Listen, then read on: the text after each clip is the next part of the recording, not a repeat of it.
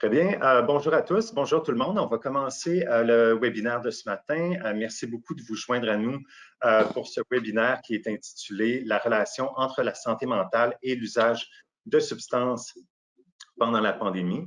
Mon nom à moi est Sébastien Poitras. Je suis vice-président adjoint Affaires publiques et communications chez Léger. Je vais être le présentateur pour ce webinaire pour ce matin. Avant de vous présenter nos deux intervenants qui sont avec moi, j'ai quelques points techniques à vous transmettre. Premièrement, si vous êtes inscrit à l'événement, vous allez recevoir un enregistrement une fois le webinaire terminé. Ensuite de ça, vous avez tous été mis en sourdine, donc sur mute, par l'administrateur. Mais si vous avez des questions, vous pouvez utiliser l'onglet « Questions » qui se trouve dans la boîte en haut à droite de votre écran. Vous pouvez l'utiliser pour soumettre des questions aux intervenants. Il y a une fonction chat, mais elle ne doit pas être utilisée pour poser des questions aux orateurs. C'est une question ouverte et tout ce que vous postez dans la fonction chat pourra être vu par tout le monde. Ensuite de ça, une note importante avant de continuer. Au cours de ce webinaire, il va être question de santé mentale, de suicide, ainsi que d'usage de substances illégales au cours de la présentation. Des numéros vers des ressources d'aide et des ressources vont être partagés avec vous en cours de présentation. Maintenant, il me fait plaisir de vous présenter nos deux intervenants qui sont avec nous.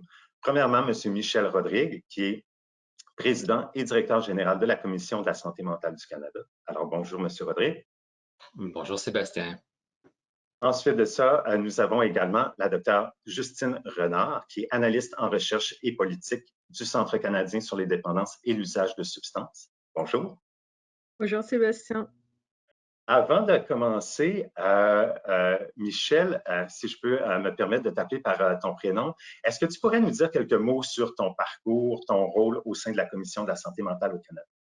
Oui, j'ai le grand honneur et le privilège d'avoir tout récemment été nommé PDG de la Commission de la santé mentale du Canada. Ça fait maintenant plus de 6 ans que j'œuvre au sein de la Commission.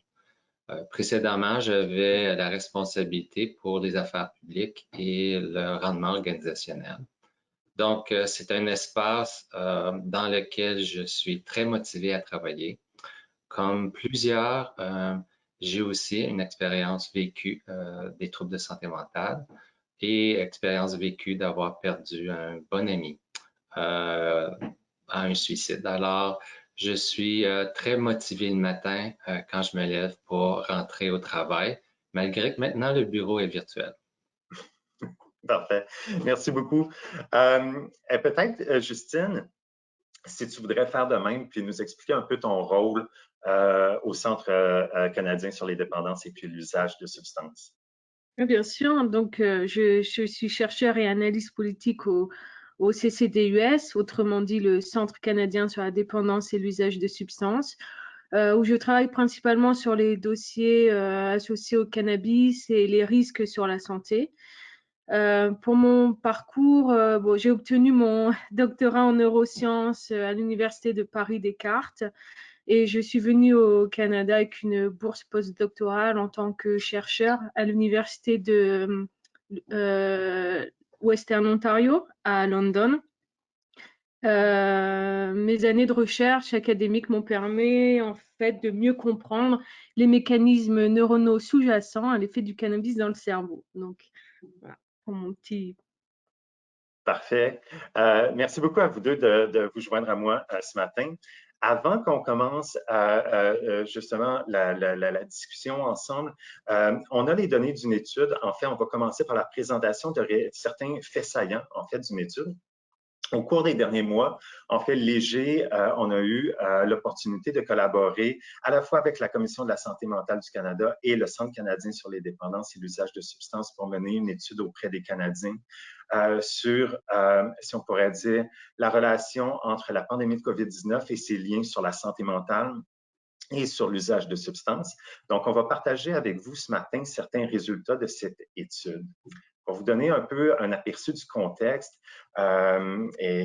nombreux sont les Canadiens qui ont dû faire face à des défis, que ce soit des difficultés économiques, des traumatismes, que ce soit lié à la perte d'être cher pendant la pandémie.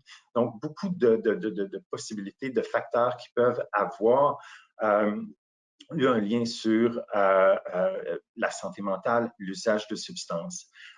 Donc, en fait, la Commission de la santé mentale du Canada et le Centre canadien sur les dépendances et l'usage, en partenariat avec Léger, ont mis en place une étude pour suivre les tendances, suivre les relations entre, justement, la santé mentale, la consommation de substances au fil du temps de cette pandémie-là, à différents moments, et aussi pour voir au sein de différents groupes au sein de la population canadienne.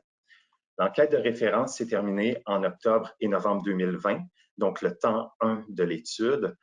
C'est une enquête qui est réalisée auprès des Canadiens à chaque 2 mois. Donc, tout au long de la présentation, vous verrez qu'on fait référence à différentes périodes temporelles, le T1 qui est l'étude de base, ensuite T2, T3 et T4, donc les différents moments de collecte de données. Chaque période de données s'appuie sur les résultats de l'enquête de base, le T1, et donc ajoute en tendance en matière de santé mentale et de consommation de substances qui se développent au fil du temps. Cette présentation, en fait, va présenter des résultats transversaux, justement, des 4 périodes de collecte de données. Je vais maintenant quelques notes sur la méthodologie avant qu'on aille plus loin dans les résultats. Donc, la population à l'étude, c'est les résidents du Canada âgés de 16 ans et plus. Comme je vous ai dit, il y a 4 collectes de données qui ont été effectuées jusqu'à maintenant. La première au mois d'octobre et de novembre 2020. Ensuite de ça, décembre 2020 pour le temps 2, janvier 2021 pour le temps 3 et mars 2021 pour le temps 4. Les données ont été recueillies à l'aide d'un sondage en ligne, une enquête en ligne qui a utilisé le panel de Léger, le panel Léo. Ensuite de ça, si on cumule, la première collecte de données avait 2500 répondants. Chacune des collectes subséquentes avait environ 1500 répondants pour un total d'environ 7000 questionnaires individuels qui ont été remplis depuis le début de l'étude. Au cours de la présentation, nous allons présenter les résultats pour la population générale, mais également pour 4 populations prioritaires. La première population prioritaire, c'est la population des gens qui ont reçu un diagnostic de maladie mentale au cours de leur vie. Ensuite de ça, la deuxième groupe est celui des gens qui ont reçu un diagnostic de troubles liés à l'usage de substances au cours de leur vie. Le troisième groupe, c'est les personnes qui ont un usage problématique de substances au moment du sondage, donc qui ont rapporté des symptômes de consommation problématiques. Et ensuite de ça, le dernier groupe, c'est les personnes ayant déclaré des symptômes de troubles de santé mentale au moment du sondage. Donc, des répondants qui ont rapporté des symptômes légers à graves de dépression, d'anxiété ou autres. Il est important de noter que pour la population numéro 2, donc celle qui a certains troubles, reçu un diagnostic de troubles liés à l'usage de substances au cours de leur vie, les N, donc la taille de l'échantillon à chacune des vagues est relativement petite, donc les résultats doivent tout de même être interprétés avec une certaine précaution et avec une certaine prudence. Allons-y avec les résultats. Je vais d'abord vous montrer un peu la structure de chacune des diapositives. On présente les différents groupes de la population. Donc, à votre gauche, vous avez la population générale et ensuite de ça, 3 autres populations prioritaires qui ont été étudiées. On présente chacune de ces populations-là sur chacun des temps, donc temps 1, temps 2, temps 3 et temps 4 en couleurs différentes. La collecte de données la plus récente, donc celle qui représente les données les plus actuelles, sont en vert pâle, donc le temps 4. Donc, ici, si on utilise le score du questionnaire sur la santé des patients, lors de la collecte de données la plus récente, on remarque que 15% de la population générale au Canada a signalé des symptômes de dépression modérément sévères ou graves. Selon l'enquête sur la santé des collectivités canadiennes, c'est 2% des Canadiens qui ont signalé des symptômes de dépression modérément graves ou sévères en 2015 ou 2016. Bien qu'on ne puisse pas comparer directement les deux études, ça donne tout de même une idée de l'évolution de la déclaration des symptômes de dépression depuis le début de la pandémie. Les données indiquent que les répondants qui ont reçu un diagnostic de santé mentale au cours de leur vie et ceux ayant des préoccupations liées à la consommation de substances, en particulier la consommation problématique actuelle de substances, sont plus susceptibles de déclarer des symptômes de dépression grave. On sait également qu'il y a une plus grande proportion de personnes qui vivent seules, de personnes qui vivent avec des enfants et de femmes qui déclarent des symptômes de dépression modérée et grave. Les femmes, toutefois, sont moins nombreuses à faire état d'une excellente santé mentale et signalent aussi des niveaux de stress beaucoup plus élevés que les hommes.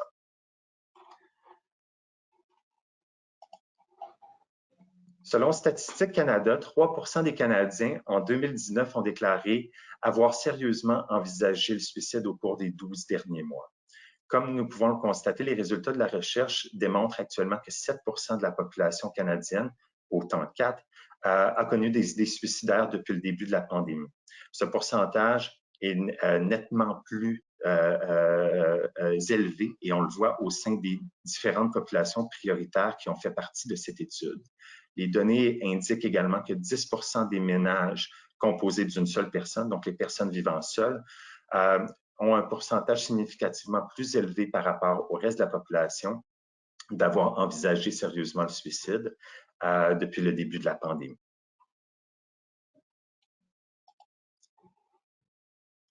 Lors du dernier sondage, 29% des personnes qui ont été interrogées ont déclaré consommer plus souvent de l'alcool pendant la pandémie, soit une légère baisse par rapport à janvier, alors que le niveau était à 32 au temps 1, 29 au temps 2, 30 au temps 3, 29 au temps 4.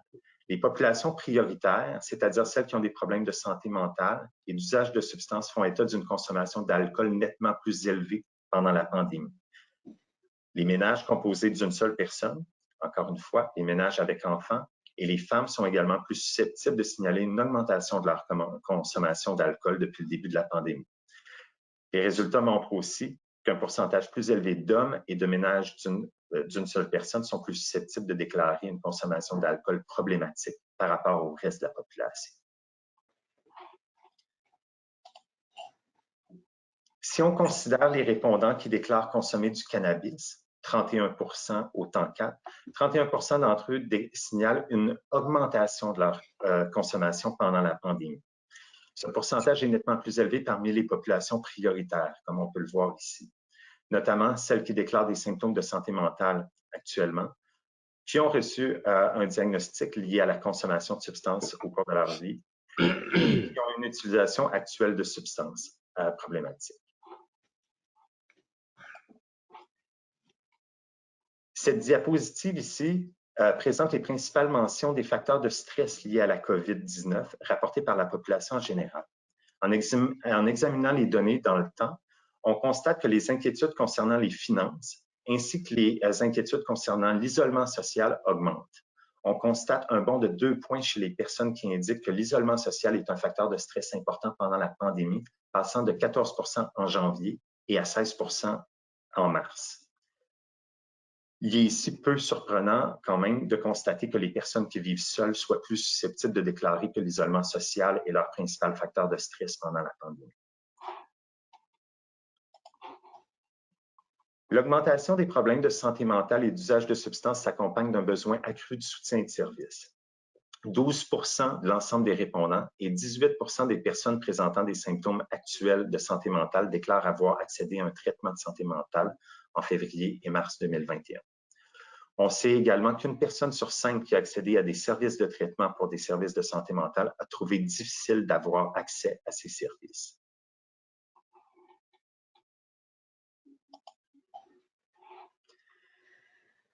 « 6% de tous les répondants et 20% des personnes ayant une utilisation problématique actuellement de substances déclarent avoir accédé à un traitement pour leur usage de substances depuis février et mars 2021. En outre, 1 personne sur 4 ayant accédé à des services de traitement pour leur usage de substances ont trouvé difficile d'accéder à ces services.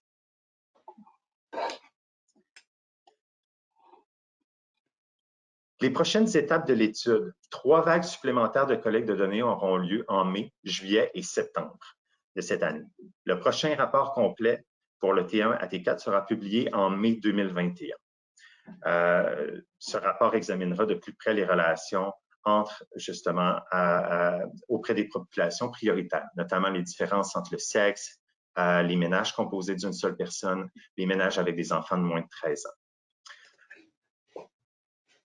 Une fois la collecte de données terminée en septembre, on prévoit que l'ensemble de données permettra un examen plus détaillé d'autres populations prioritaires, notamment la communauté LGBTQ, les gens à faible revenu, les jeunes, les personnes âgées.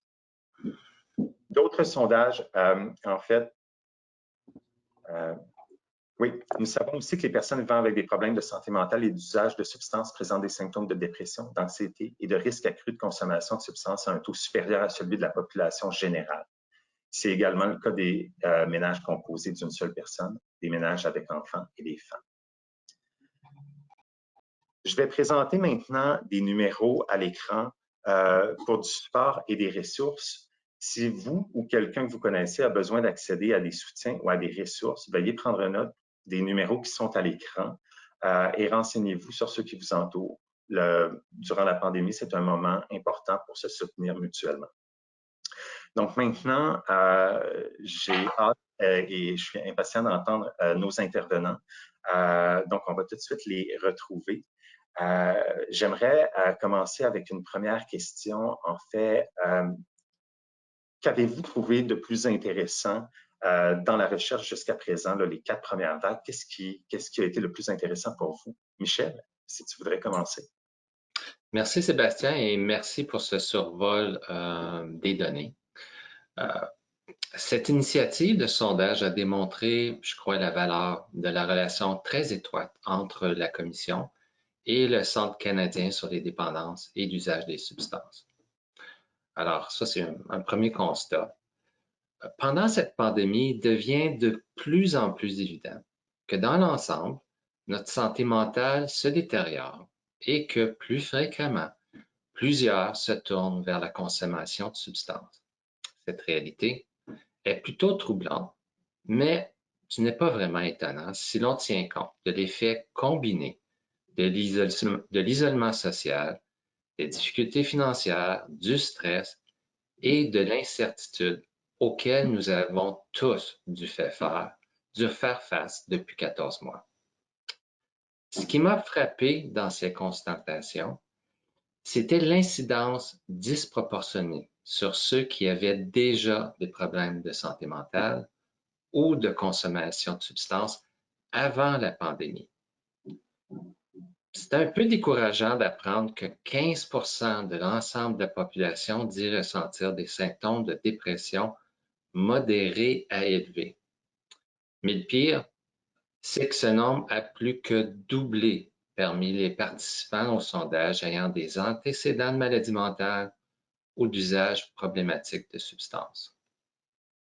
On observe malheureusement le même phénomène concernant les idées suicidaires, où les résultats brossent un portrait sombre de la prévalence de ce fléau chez ceux qui avaient déjà des problèmes de maladie mentale et de consommation de substances. Alors, à la lumière de ces résultats, l'une des principales conclusions, selon moi, c'est la nécessité de s'assurer qu'en tant que société, nous répondons à l'ensemble des besoins. Un effort considérable, et ça, c'est encourageant, a été déployé afin d'atténuer les effets de la pandémie sur la santé mentale des personnes présentant des symptômes légers à modérés de problèmes de santé mentale ou de consommation de substances. La plateforme Espace Mieux-être Canada est un excellent exemple de cette initiative. Mais comme l'indiquent clairement ces sondages, nous ne devons pas oublier les personnes qui avaient déjà des problèmes de maladie mentale ou de consommation de substances. Il existait, et on le sait, déjà un besoin pour des services élargis en santé mentale et en consommation de substances bien avant la pandémie. Et comme l'indiquent les résultats, ce besoin est maintenant beaucoup plus criant. Alors, par le biais de ce partenariat avec le CCDUS, nous avons découvert qu'il existe bel et bien un lien indissociable entre la santé mentale et la consommation de substances, et il faut vraiment s'assurer d'en tenir compte dans notre analyse. Cette constatation, à notre avis, confirme l'importance de travailler en collaboration afin de trouver des meilleures solutions, on l'espère holistiques, pour s'assurer que les personnes qui sont les plus touchées ne sont pas oubliées. Merci Sébastien. Parfait. Je poserai la même question à Justine. Qu'est-ce que tu as trouvé de plus intéressant jusqu'à présent dans la recherche? Ben, mes pensées vont rejoindre un peu celles de Michel. Ce qu'on a trouvé intéressant dans cette étude, c'est qu'on a montré que les répercussions en fait de la pandémie n'affectent pas tous les Canadiens de la même façon. Alors, outre le fait que la santé mentale s'est détériorée, que la consommation de substances a augmenté pour une bonne proportion de la population canadienne, nous montrons en fait ici dans cette étude que ce sont vraiment les personnes avec des troubles préexistants de santé mentale ou de consommation de substances qui semblent le plus affectées par la pandémie. Un peu comme l'a dit Michel, notre enquête a donc permis de mettre en fait l'accent sur cette population et de souligner le lien étroit qui existe entre la consommation de substances et la santé mentale. Donc c'est ça qui est intéressant et unique dans nos résultats. Bon, finalement, nos résultats sont pas si surprenants. Il existe un bon nombre de recherches qui avaient déjà montré que le stress chronique et les traumatismes peut être un risque facteur pour le développement de troubles mentaux ou de consommation de substances. Et comme la pandémie crée en fait un climat de stress et d'angoisse auprès des Canadiens, finalement, il n'est pas vraiment étonnant de voir une détérioration de leur santé mentale et une augmentation dans la consommation de leurs substances. Bien qu'important, il n'est pas non plus étonnant finalement aussi de voir que ce sont les personnes avec des troubles préexistants de santé mentale ou de consommation de substances qui sont davantage touchées par cette pandémie. Puisqu'avant même la pandémie, une proportion importante de Canadiens présentaient déjà des troubles concomitants de santé mentale et d'usage problématique de substances, une condition que nous appelons troubles concomitants. Et en fait, les troubles concomitants sont vraiment un problème de santé important au Canada. Par contre, ce qui est frappant et ce qui est surprenant et préoccupant, c'est de constater que moins d'un quart des patients qui auraient plus besoin d'accéder au traitement, finalement, accèdent au traitement.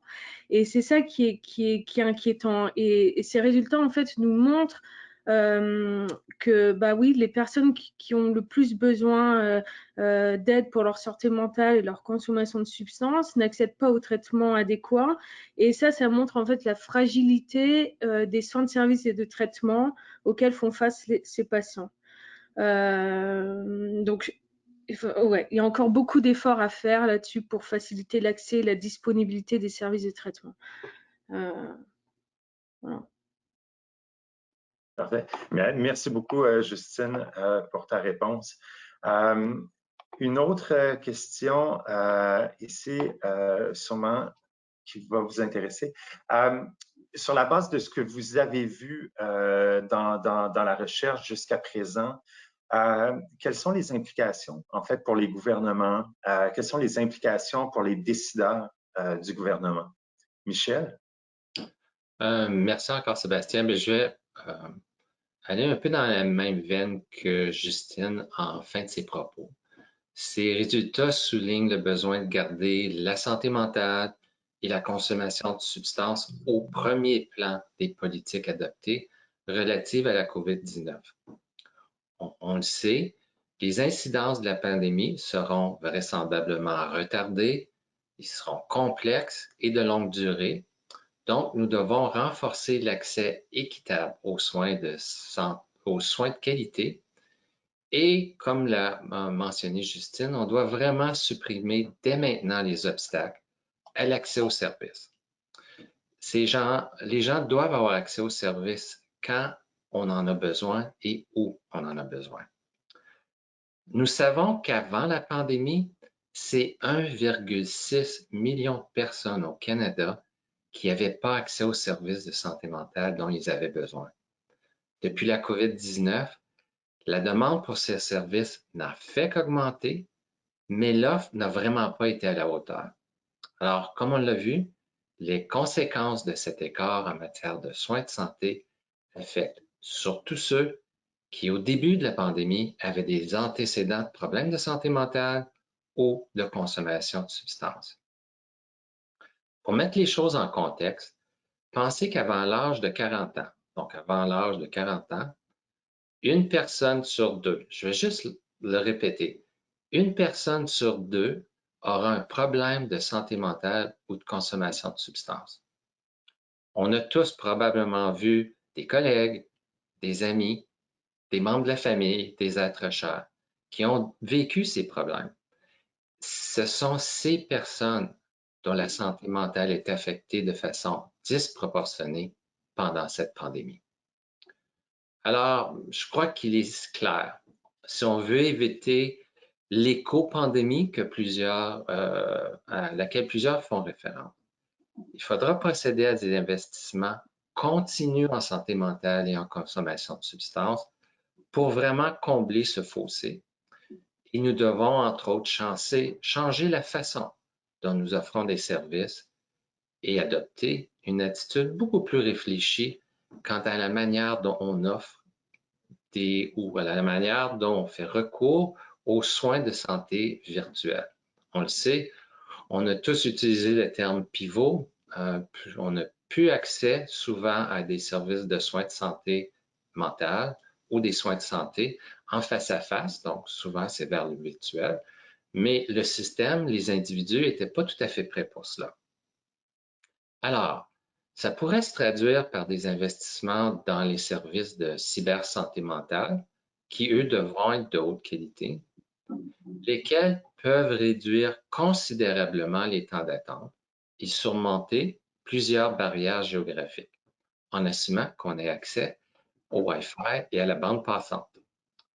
Les modèles de services de cybersanté mentale qui utilisent les outils d'évaluation pour offrir le niveau de soins approprié, c'est-à-dire en augmentant ou en diminuant le soin aux besoins, sont un exemple de réussite et ceux-ci sont devenus le fondement du portail Espace Mieux-être Canada. Ça mérite de souligner si on sent pas bien, si on sent que notre santé mentale décline, l'Espace Mieux-être Canada est un service offert. On vous encourage fortement à y faire usage. C'est toutefois pas une panacée et le développement et l'élargissement des technologies de services de cybersanté mentale est une mesure propice pour réduire ce fossé et l'écart en matière de soins de santé. Dans la même ordre d'idée, j'ai été vraiment encouragé par les investissements proposés dans le budget fédéral pour prolonger l'initiative Espace Mieux-être Canada, ainsi que par les fonds destinés à soutenir la création d'une ligne d'écoute téléphonique pour la prévention du suicide à 3 chiffres. C'est vraiment une intervention que la Commission a longtemps sollicitée. À l'avenir, les politiques qui appuient les facteurs sociaux de la santé. Alors, tout ce qui est essentiel à notre bien-être, c'est-à-dire avoir un soutien financier qui est suffisant pour subvenir à nos besoins, assurer des investissements comme société dans les logements abordables, aider aussi pour la garde des enfants. Il ne faut vraiment pas sous-estimer l'effet d'entraînement d'initiatives comme le soutien à la garde d'enfants, qui en retour viennent en aide aux nombreuses femmes écartées du marché du travail, particulièrement pendant la COVID. Et aussi, ça aura un impact direct pour réduire l'incidence de la pandémie sur la santé mentale. Donc, Je pense qu'il est clair. Nous avons tous été touchés d'une façon ou d'une autre par la COVID-19. Comme l'indiquent les sondages, c'est clair qu'on n'a pas tous été affectés de la même façon. Justine y faisait référence précédemment. Donc, notre réussite collective comme société, ça va dépendre de continuer à collaborer.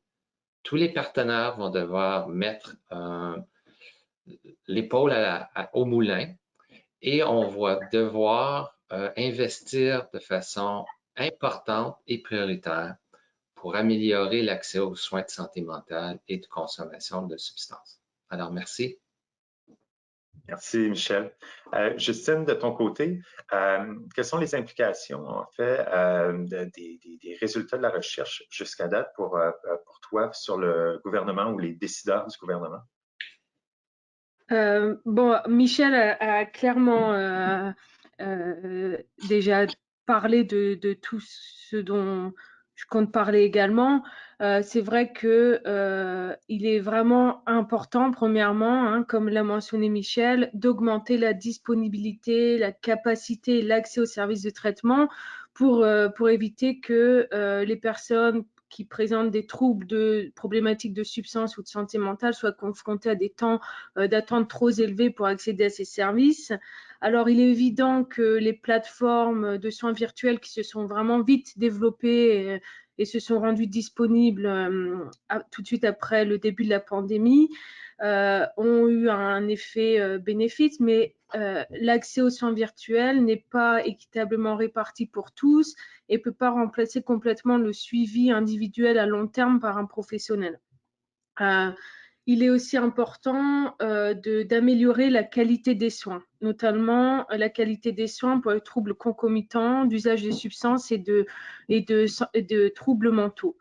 En effet, nous avons affaire à un système de santé et de soins pour les troubles concomitants qui est fragmenté, qui est compartimenté, avec des approches de traitement variées et des programmes développés sur des approches qui vont traiter exclusivement soit le problème de la consommation problématique de substances, ou soit celui de la santé mentale. Et ça va créer un système qui n'est pas bien équipé en fait pour traiter les deux troubles de façon simultanément. Comme l'a mentionné Michel, ce qui est une importante implication politique est également d'augmenter le financement des services de troubles pour les troubles mentaux et pour l'usage de substances. Ces services sont financés depuis des années comparativement à d'autres services de santé. Il faut également continuer à lutter contre les inégalités de santé et les déterminants sociaux de la santé qui ont une influence importante sur le développement de troubles mentaux ou de consommation problématique de substances. À ce propos, Michel a mentionné, il est important de reconnaître les récents efforts du gouvernement fédéral en investissant dans l'emploi et le développement social qui vont aider à améliorer d'importants déterminants sociaux de la santé qui sont étroitement liés aux troubles de l'usage de substances et de troubles mentaux. Il est également très important, et ça notamment au niveau de l'usage de substances, de continuer notre lutte contre la stigmatisation et de continuer à éduquer le public et à augmenter les campagnes de sensibilisation pour éduquer le public sur la stigmatisation. Il faut savoir que plus de la moitié des Canadiens qui ont un trouble lié à l'usage de substances disent que la stigmatisation est un obstacle de taille à leur bien-être. Les personnes avec des troubles problématiques de consommation de substances refusent de se faire soigner ou de demander de l'aide à cause de cette forte discrimination et stigmatisation qui entoure l'usage de substances. Et ça, en fait, ça contribue également au cercle vicieux qui pousse les personnes à consommer davantage les substances. Donc, il y a quand même plusieurs implications politiques à ces résultats. Merci, Sébastien. Merci à toi, Justine, pour cette réponse. Une autre question, parce que, comme je l'ai mentionné, on est présentement à mi-chemin, si on pourrait dire, du programme d'études. Il y a encore d'autres vagues de collecte de données qui s'en viennent. Qu'est-ce que vous allez rechercher dans les prochains temps de l'étude lorsqu'il y aura des nouvelles données disponibles et puis que la pandémie va continuer d'évoluer? Michel? Merci Sébastien. Premièrement, je remercie Justine d'avoir soulevé l'enjeu qui, à mon avis, est terriblement important de la stigmatisation associée à l'usage de substances ou aux troubles de santé mentale. Il faut réaliser là, que c'est un empêchement pour les gens d'aller chercher des services et quand ils vont tenter d'avoir le courage d'aller chercher des services, souvent ils font face à des murs, ou trop souvent, en raison de cette stigmatisation. Alors, c'est préoccupant et c'est un enjeu de taille à laquelle, comme société, on doit absolument faire face. Pour ce qui est de l'avenir, bien, on espère voir beaucoup de changements au cours des prochains mois. Moi, je suis physiquement présentement à Gatineau. Je vous dis, c'est pas facile de vivre la pandémie et cette troisième vague.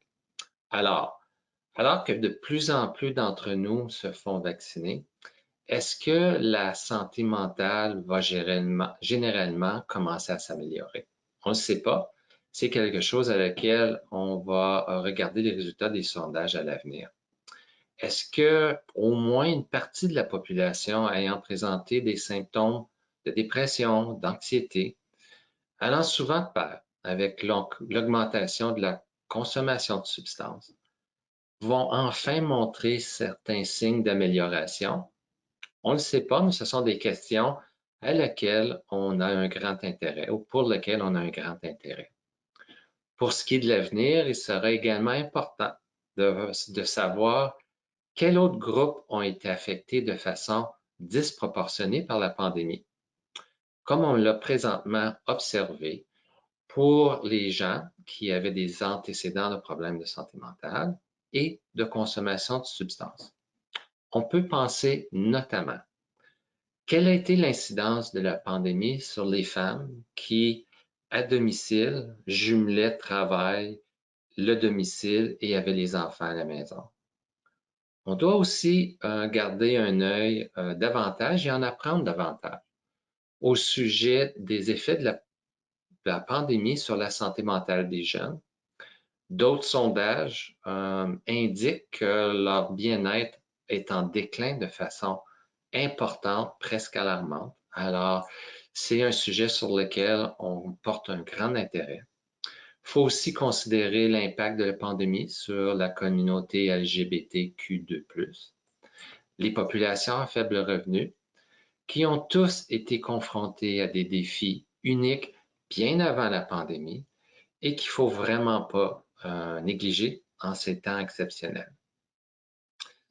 Il ne faut pas oublier, si on sait bien cerner les secteurs où les besoins sont les plus pressants, nous pourrons alors élaborer des solutions plus efficaces pour répondre à ces besoins. Il faut s'assurer que personne n'est laissé derrière. Comme Justine l'a soulevé précédemment, la pandémie a mis en évidence l'importance d'investir dans des initiatives qui répondent aux grands besoins des services en santé mentale et en consommation de substances, et le lien entre les deux est maintenant clairement indissociable. Alors, on va continuer à chercher des réponses aux nombreuses questions qui demeurent en suspens, mais je suis vraiment reconnaissant qu'on a mis en place en collaboration avec le CCDUS ce programme de sondage qui va nous permettre vraiment d'avoir une meilleure idée de des voies à suivre. Alors, je vais laisser la parole à Justine.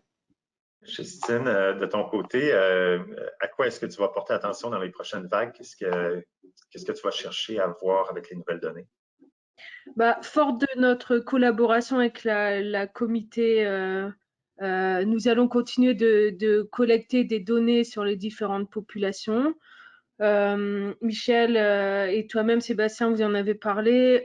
Nous travaillons sur un prochain rapport qui va mettre en évidence des différences au sein des ménages entre les hommes et les femmes.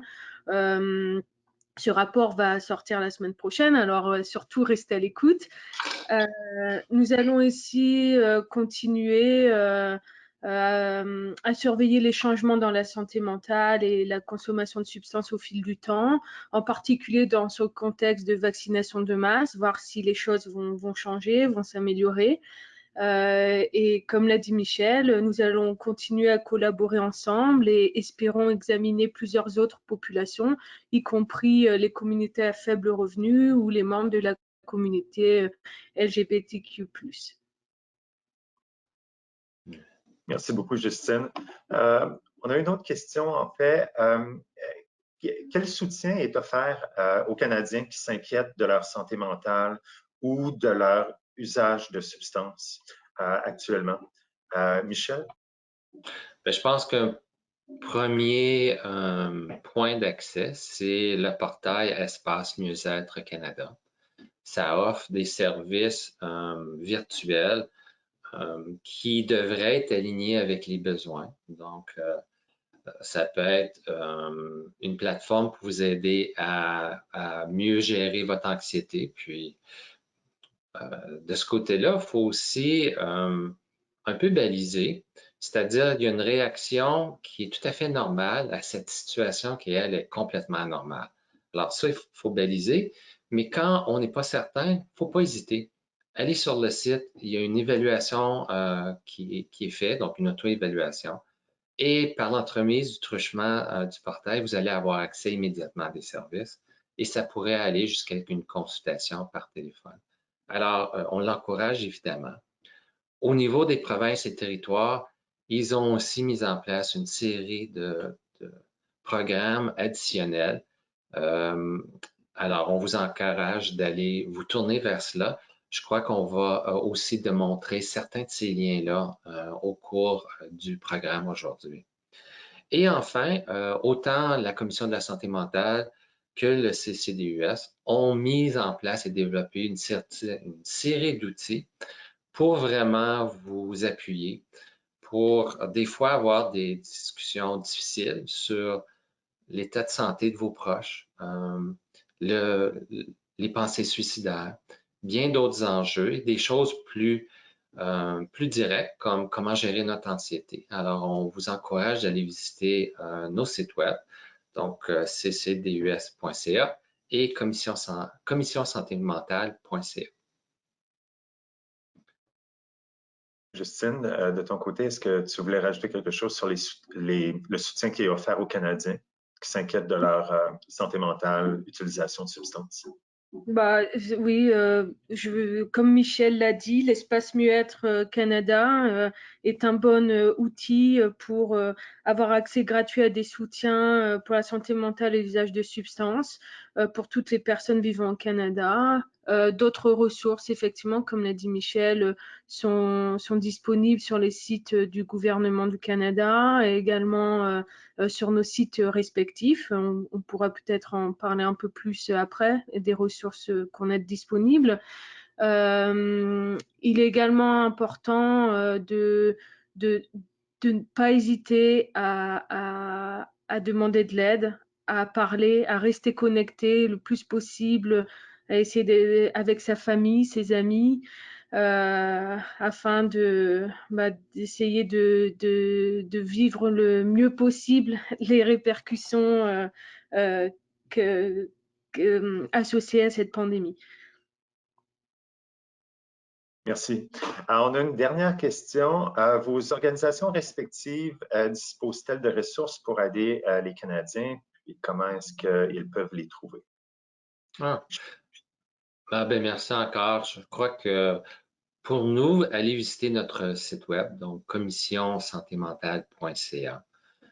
Sur le lien, vous allez retrouver une série d'outils, je crois qu'on est rendu à 17, 18 et plus, qui vont vous donner des conseils sur comment traiter d'une anxiété peut-être qui est augmentée, des conseils pour maintenir notre résilience. Puis, faut se le dire, là, c'est pas facile en ce moment de toujours maintenir la résilience, d'être toujours de bonne humeur parce que les nouvelles sont souvent pas très positives.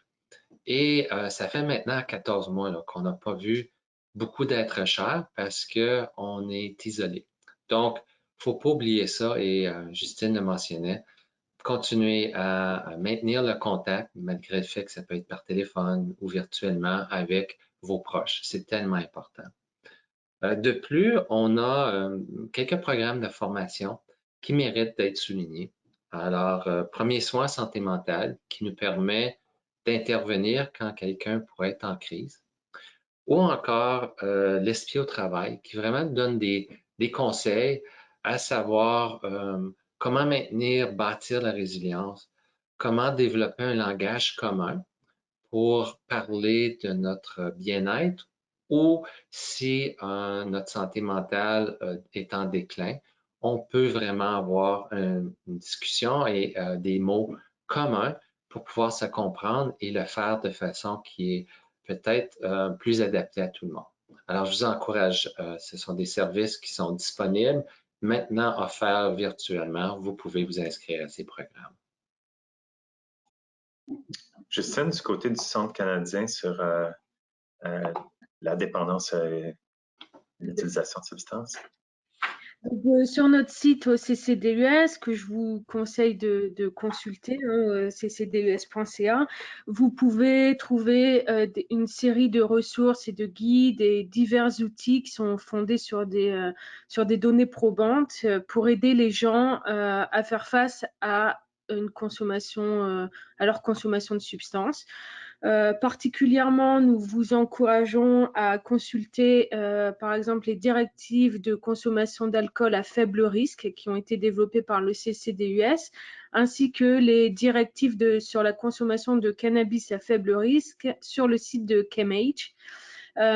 Ces directives vont fournir des conseils, des recommandations pour une consommation sécuritaire. Vous pouvez également trouver sur notre site une autre ressource importante développée par le CCDUS qui est Alcool, connaître ses limites, qui est une excellente ressource pour toute personne qui veulent réfléchir quant à leur relation avec l'alcool et voudraient la changer ou se motiver pour changer leurs habitudes. Il s'agit d'un guide d'aide personnelle qui peut être utilisé avec un clinicien. Le CCDUS a également développé un guide qui s'appelle « Se servir des mots pour surmonter la stigmatisation », qui est un important guide qui va aider en fait à reconnaître les termes, attitudes et comportements stigmatisants qui entourent ceux qui subissent les méfaits de l'usage de substances. Je vous encourage à consulter toutes ces ressources en premier lieu. Parfait, merci beaucoup, Justine. Écoutez, ça fait le tour des questions qu'on avait ce matin. Merci beaucoup, Michel. Merci beaucoup, Justine, pour votre temps ce matin. C'est vraiment très apprécié. Merci aussi à toutes les personnes qui ont assisté au webinaire. Je rappelle que toutes les personnes inscrites vont avoir accès à un lien pour l'enregistrement du webinaire. Puis d'ici là, ben, je souhaite à tout le monde une magnifique journée. Merci beaucoup. Passez une bonne fin de journée. Merci beaucoup. Bonne fin de journée.